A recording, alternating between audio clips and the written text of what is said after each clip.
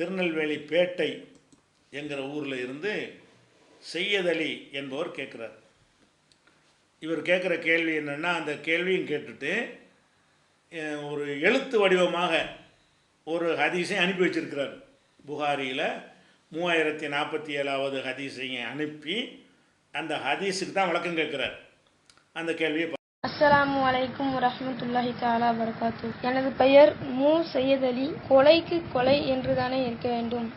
அதில் ஏன் முஸ்லிம் ஒருவரை கொலை செய்தால் அதற்கு பகரமாக அந்த முஸ்லிம் கொலை செய்யப்படக்கூடாது என்று இந்த ஹதீஸில் புகாரி 3047 வருகிறது. அப்போ இந்த கேள்வி என்ன கேட்குறாருன்னு கேட்டால், அந்த புகாரியில் வரக்கூடிய அந்த ஹதீஸில் என்ன வாசகம் வருது, அவர் அனுப்பியிருக்கார்ல, அதில் என்ன வாசகம் வருதுன்னு கேட்டால், அல்லா யுக்குத்தல முஸ்லிமுன் பி காஃபிரின், இஸ்லாமிய குற்றவியல் சட்டம்னு ஒன்று இருக்கிறது. குற்றவியல் சட்டம்னா என்னென்னு கேட்டால், ஒருத்தனை கொலை செஞ்சிட்டான்னு வைங்க, கொலைக்கு கொலை தான். என்னை ஒரு ஆள் கொலை செஞ்சிட்டாருன்னு சொன்னால் அதுக்குரிய தண்டனை என்ன? அவருக்கு மரண தண்டனை. நான் ஒரு ஆளை கொலை செஞ்சிட்டேன் என்று சொன்னால் எனக்கு மரண தண்டனை. இது இஸ்லாத்தில் உள்ள ஒரு பொதுவான சட்டம். எல்லாருமே முஸ்லீம் அல்லாத மக்கள் விளங்கி வைத்திருக்கிற ஒரு சட்டம். இருந்தாலும் இந்த ஒரு ஹதீஸ் அந்த சட்டத்தில் ஒரு வித்தியாசப்படுத்தி சொல்லக்கூடிய ஒரு ஹதீஸாக இருக்கிறது. இதில் என்ன வருதுன்னு கேட்டால், அலி மருமகனுக்கு நபிகள் நாயகம் சொன்னதாக அந்த செய்தி வருது. அதில் உள்ள சட்டத்தில் என்ன வருது, குற்றவியல் சட்டம் எப்படி வருதுன்னு கேட்டால், அல்லா யுக்குத்தல முஸ்லிமுன் பி காஃபிரின், ஒரு முஸ்லீம் முஸ்லீம் அல்லாத ஒருத்தரை கொலை செஞ்சிட்டார்னு சொன்னால் அதுக்காக வேண்டி முஸ்லீமை கொல்லக்கூடாது. அதாவது முஸ்லீமுக்கு கொலை நடந்தால் தான் இந்த குற்றவியல் சட்டம். அல்லது முஸ்லீம் அல்லாத ஒருத்தர் முஸ்லீமை கொலை பண்ணார்னு வைங்க. ஒரு கந்தசாமி அப்துல் காதரை கொலை பண்ணார், அப்போ கந்தசாமியை தூக்கில் போட்டுருவோம், மரண தண்டனை கொடுத்துருவோம். அதே நேரத்தில் அப்துல் காதர் கந்தசாமியை கொன்றார்னு வைங்க, கந்தசாமி உயிருக்காக வேண்டி அப்துல் காதரை கொள்ள மாட்டோம் அப்படிங்கிறது வருது. அப்போ இஸ்லாத்தில் சட்டங்கள் அனைவருக்கும் பொதுவானது என்பது எண்ணற்ற ஆதாரங்களில் நிரூபிக்கப்பட்டு இருந்தாலும் இந்த ஒரு ஹதீஸில் எப்படி வருதுன்னு கேட்டால், முஸ்லீமுக்காக வேண்டி ஒரு ஒரு ஒரு காஃபியருக்காக வேண்டி முஸ்லீமை கொல்ல முடியாது. அந்த வாசகம் அப்படி இருக்குது. வல்லா யுக்குத்தல முஸ்லிமுன் பி காஃபிரின் 3047வது ஹதீஸ் புகாரில் பாருங்கள். அதில் என்ன வரும் என்றால், முஸ்லீம் ஒரு காஃபிரை முஸ்லீம் அல்லாத ஒருத்தரை கொலை செய்தானேயானால் அவனை கொல்லக்கூடாது, வேறு தண்டனை தான் கொடுக்கணுமே தவிர கொலைக்கு கொலைங்கிறது கிடையாதுங்கிறது வருது. இந்த ஒரு ஹதீஸ் சரியான்னு அவர் கேட்குறாரு. சரி இல்லை, அது புகாரில் வந்தாலும் சரி முஸ்லீமில் வந்தாலும் சரி இது சரியான சட்டம் கிடையாது. அதிகமான அறிஞர்கள் விளங்காமல் இதன் அடிப்படையில் சட்டம் சொல்லியும் இருக்கிறார்கள். சொன்னாலும் அது சரி கிடையாது. ஏன் சரி கிடையாதுங்கிறோம்னு கேட்டால், இஸ்லாத்தில் முதல் நமக்கு ஆதாரம் என்பது திருக்குரான் தான். திருக்குரானில் ஒரு பேசிக்கான விஷயங்கள் சொல்லப்படுதுன்னு வைங்க, அந்த செய்திக்கு மாற்றமாக ஹதீஸில் ஒரு செய்தி வந்தால் நம்ம எதை அடிப்படையாக வைத்து முடிவெடுக்க வேண்டும் என்றால் குரானை வச்சா முடிவெடுக்கணும். குரானுக்கு ஒட்டி அதுக்கு விளக்கமாக ஹதீஸ் வந்தால் ஹதீஸை எடுத்துக்கொள்ளலாம், அல்லது முரணாக விளக்கமாக இல்லாமல் தனி செய்தியாக வந்தால் எடுத்துக்கொள்ளலாம். அப்படி இல்லாமல் குரானுடைய அந்த கான்செப்டுக்கு மாற்றமாக வந்துச்சின்னு வைங்க, அப்போ இப்படி ஒரு புகாரில் வந்திருக்கேன்னு சட்டம் எடுக்க முடியாது. ஏன்னு கேட்டால் ஒரு அடிப்படையை நீங்கள் விளைவிக்கணும்னு, குரானுக்கும் ஹதீஸும் ரெண்டுமே அல்லாஹ்வுடைய தூதர் வழியாக தான் வருது. ரெண்டுக்கும் வித்தியாசம் இருக்கிறது. குரான் என்பது அல்லாஹ்விடமிருந்து வருதா, நபிகள் நாயகம் உள்ளத்தில் மனனம் செய்து கொடுக்குறார்கள், மனனம் செய்கிறதில்ல, அதுவாக பதிவாகி விடுகிறது. அப்படி தான் அல்லாஹ்வும் சொல்லி காட்டுறான். சொன்னோன்னு என்ன செய்கிறாங்கன்னா, சஹாபாக்களை கூப்பிட்டு யார் யார் எழுத தெரியுமோ அவங்கள கூப்பிட்டு இதை எழுதிக்கிறங்க, அல்ஹம்துலில்லாஹி ரப்பில் ஆலமீன் எழுதிக்கிறங்க, அர்-ரஹ்மான் இறைம் எழுதிக்கிறங்கன்றவுடனே நபிகள் நாயகம் காலத்தில் குரான் அவங்க அல்லாட்டேருந்து அந்த செய்தி வரும், வந்தவுடனே எழுத்தற்ற சொல்லுவாங்க, அவங்க எழுதி வச்சுருவாங்க. அந்த எழுதி வைத்தது தான் குரான்.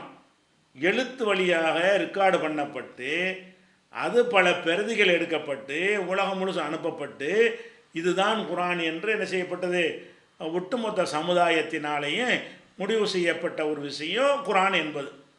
இந்த ஹதீஸுங்கிறது என்னன்னு கேட்டால், நபிகள் நாயகம் அவர்கள் அப்போது மக்கள் கேள்வி கேட்கும் பொழுது உரை நிகழ்த்தும் பொழுது, சும்மா பேசி கொண்டிருக்கும் பொழுது பல செய்திகளை சொல்வார்கள். அதுவும் மார்க்கம் என்கிற பேரில் சொன்னார்களேயானால் அதுவும் அல்லாஹ்வுடைய செய்தி தான்.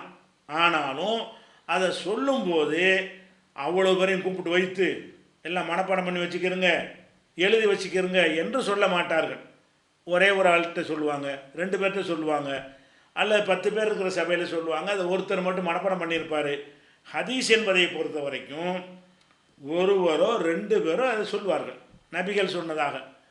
அப்படி சொல்லக்கூடியவர் என்ன செய்யலாம்னு கேட்டால், ஒருத்தர் 2 பேர் தானே சொல்கிறாங்க, பிழை ஏற்பட வாய்ப்பு இருக்குது. கவனக்குறைவாக ஒரு செய்தியை கவனிக்கிறதுக்கு வாய்ப்பு இருக்குது. அப்போ அது எப்படி கண்டுபிடிக்கிறதுன்னு கேட்டால், குரானுக்கு எதிராக வந்துச்சுன்னு வைங்க, குரான் உங்களுக்கு தெளிவாக இருக்குது, எழுத்து மூணு இருக்காடு, ஆத்தண்டிக்கான இருக்காடு, அதுக்கு மாற்றமாக நபி சொன்னார்கள்னு வந்தால் இதில் ஏதோ ஒரு குழப்பம் இருக்குது என்ற முடிவுக்கு வரணும். அப்படி வராட்டி ஹதீஸ் ஆதாரம் தான், அப்படி வராத ஹதீஸுகள் எல்லாமே ஆதாரம் தான். இப்போ இந்த கேள்வி கேட்டிருக்காருல, அவரை ஏன் இதை கேட்குறாரு? அதோட இஸ்லாம்னா சட்டத்தின் முன் அனைவரும் சமம் என்பதுதான் இஸ்லாத்துடைய தனிச்சிறப்பு. எல்லாம் ஆதமுடைய மக்கள் தான். மறுமையில் கொடுக்குற தண்டனையில் தான் வித்தியாசம் இருக்கிறது. மறுமையில் முஸ்லீம் சொர்க்கத்துக்கு போவான், முஸ்லீம் அல்லாதவன் நரகத்திற்கு போவான் என்பது மறுமையில் உள்ள ஒரு விஷயம்.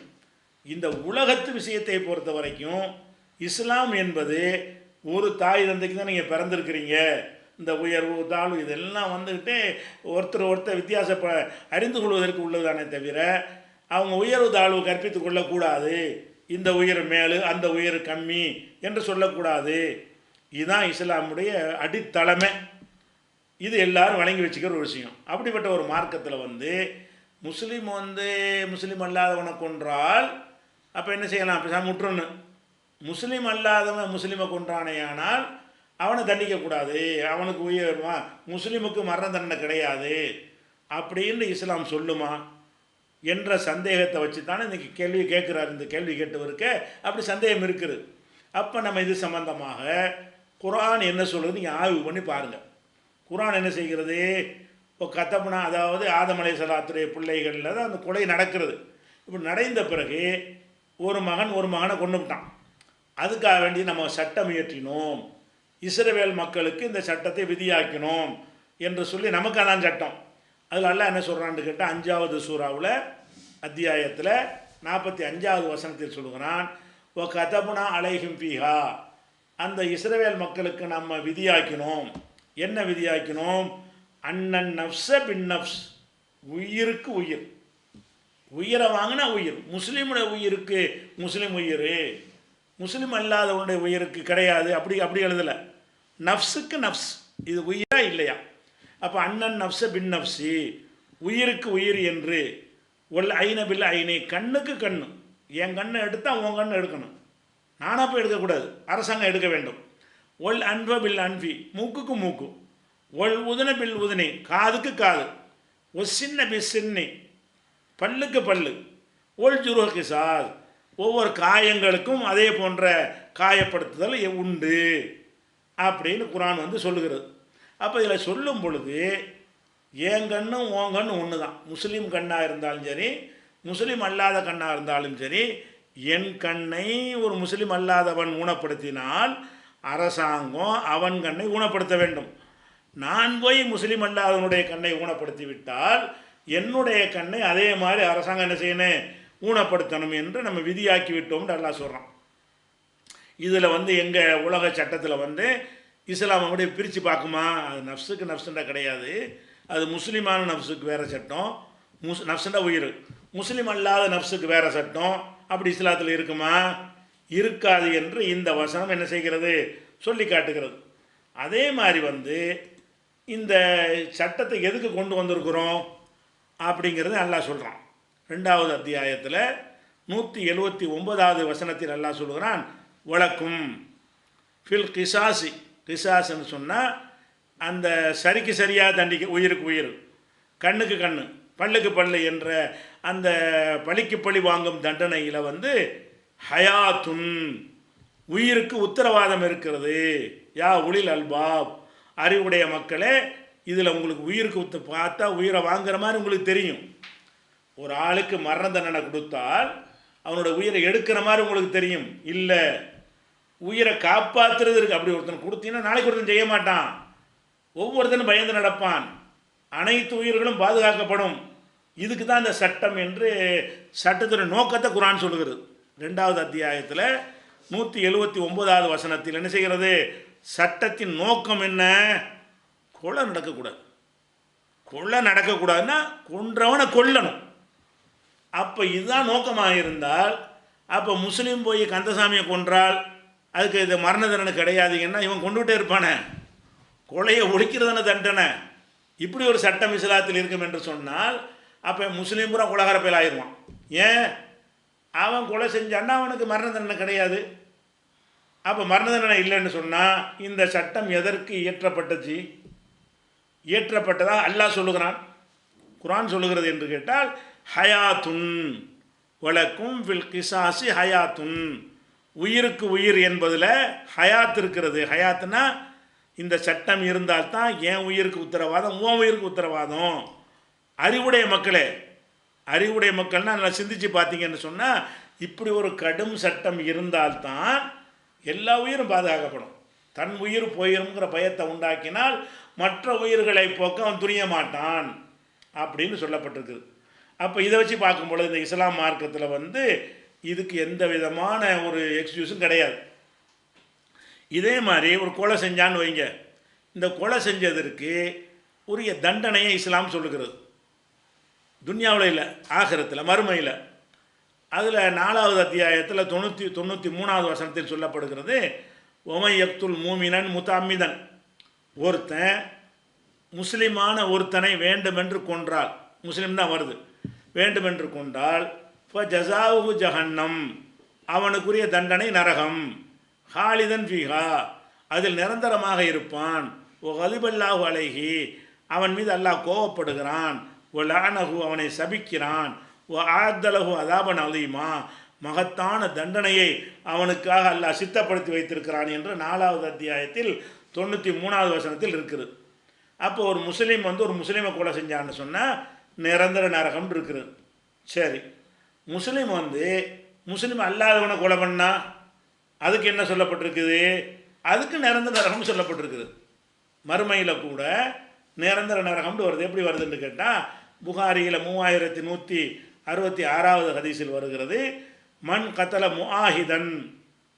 முஆஹதன் லம் எருகி ராயிகத்தல் ஜன்னா, அதாவது ஒரு இஸ்லாமிய நாடு, அதில் என்ன செய்கிறான்னு கேட்டால் அவன் ஒரு ஒப்பந்தத்தின் அடிப்படையில் வாழக்கூடியவனாக இருக்கிறான், வேற ஒருத்தனாக இருக்கிறான், நீ எங்களை அடைக்கலந்தாங்க, நான் உங்கள் நாட்டில் இருக்கிறேன் என்று வாழ்கிறான். இப்படியான ஒரு ஒப்பந்தத்தில் வாழக்கூடிய ஒருத்தனை கொலை செய்தானேயானால், அதை முஸ்லீம் அல்லாதவனை கொலை செய்தானேயானால் அவன் சொர்க்கத்தின் வாடையை கூட அடைய மாட்டான். ஒ இன்னரீகா தூஜது மின் மசீரத்தி 40 ஆமன், 40 ஆண்டுகள் தொலைவுள்ள கூட அந்த நறுமணம் வீசும். சொர்க்கத்தின் வாசம், சொர்க்கத்திலேருந்து வரக்கூடிய நறுமணம் எவ்வளோ தூரத்துக்கு வரும்னு கேட்டால் 40 வருஷ பயண தூரத்துக்கு வரைக்கும் அடிக்கும்.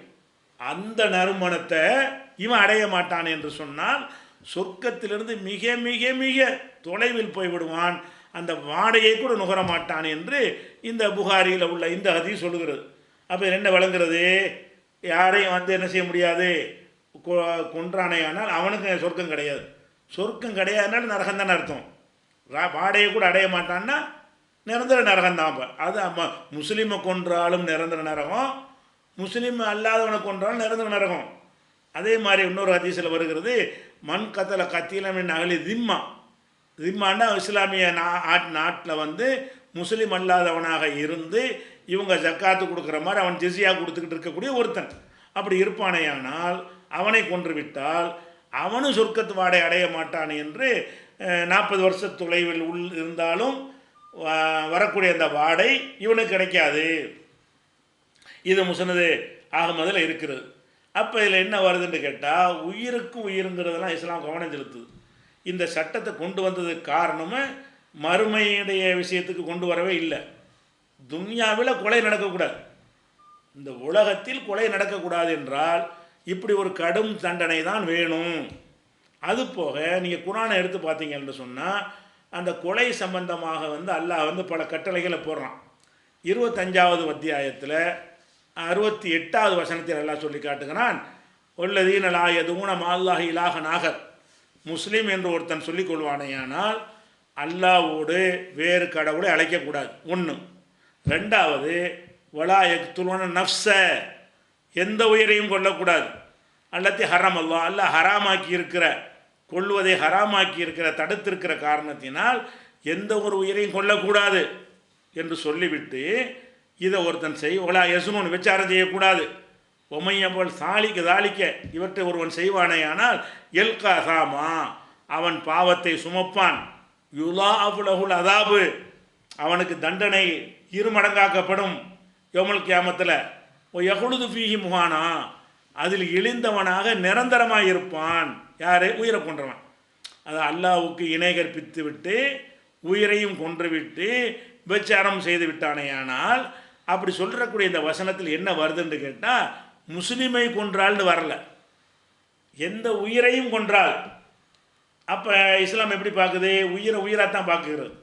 அதே மாதிரி 17:33 அல்லாஹ் கட்டளை இடுகிறான், ஒலா தக்துலு, கொல்லாதீர்கள் அந்நப்ஸ, எந்த உயிரையும் கொள்ளாதீர்கள்.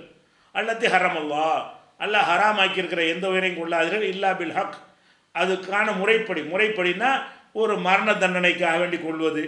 அல்ல என்னைய ஒருத்தன் கொல்ல வர்றான், நான் தற்காப்புக்காக வேண்டி அவனை திருப்பி தாக்கணும், செத்து போயிட்டான், இதுதான் நியாயமாக கொள்வது. இப்படி இல்லாமல் எந்த உயிரை நீங்கள் கொல்லக்கூடாது என்று 17:33, 6:151 இப்படி பல வசனங்களில் அல்லாஹ் சொல்லி காட்டுகிறான். இந்த கொலையை பொறுத்த வரைக்கும் முஸ்லீமை கொல்லுவது, முஸ்லீம் அல்லாதவனை கொல்லுவது என்று பாரபட்சம் காட்டக்கூடிய மார்க்கமாக நபிகள் ஆகிய இந்த மார்க்கத்தை கொண்டு வரவே இல்லை. அதே மாதிரி மின் அஜிலி தாலிக்க, இது 5வது அத்தியாயத்தில் 32வது வசனத்தில் எல்லாம் சொல்லி காட்டுகிறான். மின் அஜிலி தாலிக்க, இதன் காரணமாகத்தான் கதபுனா அலா பனி இஸ்ராயில், இஸ்ரவேல் மக்களுக்கு நம்ம விதியாக்கி விட்டோம். அன்னஹு மன் கத்தல நப்சன் பி கைரி நப்சின், ஒரு உயிரை கொல்லாத ஒருத்தன் கொள்வானையானால், அவ் வசாதின் ஃபில்லர்லி, பூமியில் குழப்பம் விளைவிப்பதற்காக தண்டிக்கிறோம்ல மரண தண்டனை, அப்படி இல்லாமல் கொள்வானையானால் பக்க அன்னமா கத்தலன் நாச ஜமியா, மனித குலத்தை எல்லாம் கொன்றவனை போல. இதில் நப்சன் உயிர் என்று தான் வருது. அப்போ உயிரை கொள்ளுவதுன்னு வருதே தவிர, முஸ்லீமை கொன்றானேயானால் உலக மக்களை எல்லாம் கொன்றவன், முஸ்லீம் அல்லாதவர்களை கொன்றானேயானால் அது பிரச்சனை இல்லை அப்படின்னு வருதா? இஸ்லாத்தில் கிடையாது. அப்போ யாரை கொன்றாலும், இன்னும் சொல்ல போனால் இந்த உயிர்ந்து வரக்கூடிய நேரத்தில் ரசூல் ஸல்லல்லாஹு அலைஹி வஸல்லம் அந்த வேறுபாடு பார்க்கல. நபிகள் நாயகம் பள்ளிவாசலில் இருக்கும் பொழுது ஒரு யூதருடைய பிரேதம், ஒரு யூதர் இறந்துட்டார். யூதர் யார்? அவர் முஸ்லீம் அல்லாதவர். அவருடைய பிரேதம் வருது. அப்போ நபிகள் நாயகம் எழுந்து நிற்கிறாங்க. பிரேதம் வரும்போது, ஜனாசா வரும்போது எந்திரிச்சு நிற்கிறாங்க. அப்போ நபித்தோழர்கள் கேட்குறாங்க, அல்லாஹ்வுடைய தூதரை, அது நம்ம ஆள் கிடையாது, யூதருடைய பிரேதம். அப்போ நபிகள் நான் என்ன சொல்கிறாங்க, லைசத் நஃப்சன், அது உயிர் இல்லையா என்று கேட்குறாங்க. அப்போ உயிரில் அந்த வித்தியாசம் கிடையாது, அது ஒரு உயிர் தானே, உயிராக தானே இருந்துச்சு, அதுலேருந்து எடுபட்டு போன ஒரு உயிர் தானே போயிருக்குது. மறுமையில் தண்டிக்கப்படுவாருங்கிற கதையெல்லாம் வேறு. உலகத்தில் எந்த ஒரு பிரேதம் வந்தாலும் எழுந்து நில்லுங்கள், உங்களை கடந்து செல்லும் வரை எழுந்து நில்லுங்கள்ங்கிறாங்க. அப்போ இஸ்லாமிய பண்டமண்டல அனைத்துக்கும் எதிராக இந்த ஒரு ஹதீஸ் இருக்கிறது. எந்த ஹதீஸு? புகாரியில் வரக்கூடிய, புகாரில் வந்தாலும் சரி, அலி ரலியல்லாஹு அவர்களுக்கு மற்ற சொல்ல பிரத்யேகமாக சொன்னார்கள் என்று சொல்லக்கூடிய இந்த ஹதீஸில் காபிரை முஸ்லீம் கொன்றானையானால் அவனுக்கு தண்டனை, அவனை கொல்லக்கூடாது, இப்படி இஸ்லாம் சொல்லவே செய்யாது. அப்படி செஞ்சதும் கிடையாது. இஸ்லாத்தில் நம்முடைய பொறுப்புக்கு வந்தவர்களையும் கொல்லக்கூடாது, நம்ம ஆளுகையில் உள்ளவர்களை கொல்லக்கூடாது, யாரையுமே கொல்லக்கூடாது. எதுக்கு கொள்ளலாம்? எதுக்கு மரண தண்டனை என்று இஸ்லாத்தில் விதிக்கப்பட்டிருக்கிறதோ அதை முஸ்லீம் செஞ்சாலும் கொல்லப்படுவான், முஸ்லீம் அல்லாதவன் செஞ்சாலும் கொல்லப்படுவான். அப்படித்தான் இஸ்லாமிய அடிப்படை. இந்த ஹதீஸை எடுத்துக்கொண்டு சில அறிஞர்கள், அபு ஹனீஃபா போன்ற சில அறிஞர்கள் இது கிடையாதுங்கிறாங்க. அவங்க தான் கொஞ்சம் கரெக்டாக சொல்கிறாரு. மீதி உள்ள அபு ஹனீஃபாவை தவிர அதிகமான அறிஞர்கள் இந்த வசனங்களை எல்லாம், இந்த அடிப்படையான இதெல்லாம் கவனிக்காமல் என்ன செய்கிறாங்க, ஹதீஸில் வந்திருக்குதுல அப்படிங்கிறாங்க. அப்போ நான் என்ன கேட்குறேன், அப்போ திருடினால் கையை வெட்டணும்ல, அப்போ முஸ்லீம் காபீர் திருடினா கையை வெட்ட மாட்டீங்களா? அது வெட்டு தான் வேணுங்கிறாங்க. அது எப்படி? அது ஒரு முஸ்லீம் முஸ்லீம்கிட்ட திருடிட்டான், கையை வெட்டணும். ஒரு முஸ்லீம் முஸ்லீம் அல்லாதவன்கிட்ட திருடிட்டான், வெட்டணுமா வெட்டக்கூடாதா? வெட்டு தான் வேணும். அவன் பொருள் தானே. அப்போ இந்த பொருள்களுக்கு உள்ள மதிப்பு கொடுப்பாங்களாம், உயிர் கொடுக்க மாட்டாங்களாம். பொருளுக்கு பொருளுடைய மதிப்பு கொடுத்துருவாங்களாம். எப்படி திருட போச்சு அப்படின்னு சொல்லக்கூடிய எல்லா அறிஞர்களும் உயிரெண்டு வரும்போது மட்டும் உலட்டி பேசுகிறாங்க. அவங்க ஏற்றுக்கொள்ளத்தக்க ஒரு வாதத்தை வைக்கவில்லை. அதனால் குர்ஆனோடு ஒத்து போகக்கூடிய கருத்து என்ன என்று கேட்டால், இந்த உயிர் விஷயத்தில், பொருள் விஷயத்தில், மான மரியாதை விஷயத்தில் மதம் குறுக்க வராது. ஒருத்த மேலே அவதூறு சொன்னால் கசையடி. யார் மேலே அவதூறு சொன்னாலும் கசையடி தானே. திருடுனா கையை வெட்டணும், யார் திருடினாலும் கையை வெட்டுவோம். அப்போ அந்த மாதிரியான விஷயங்கள்ல எல்லாம் நீ யார், என்ன மதம், முஸ்லீமா, நீ சொல்லிக்கலாம் அவதூறு. நீ யார், முஸ்லீம் இல்லையா, நீ மட்டும் சொல்லக்கூடாது. அப்படியா மார்க்கத்தில் சட்டம் இருக்கும்? இருக்காது. ஒட்டுமொத்த கான்செப்டுக்கே மாற்றமாக இந்த ஒத்த ஹதீஸ் நிற்கும் என்று சொன்னால் அது ஹதீஸ் கிடையாது. ஏதோ ஒன்றோட ஒன்று யாரை விளங்கி நினைஞ்சிருக்கிறாங்க, அதை அறிவிச்சிருக்கிறாங்க என்று தான் எடுத்துக்கொள்ள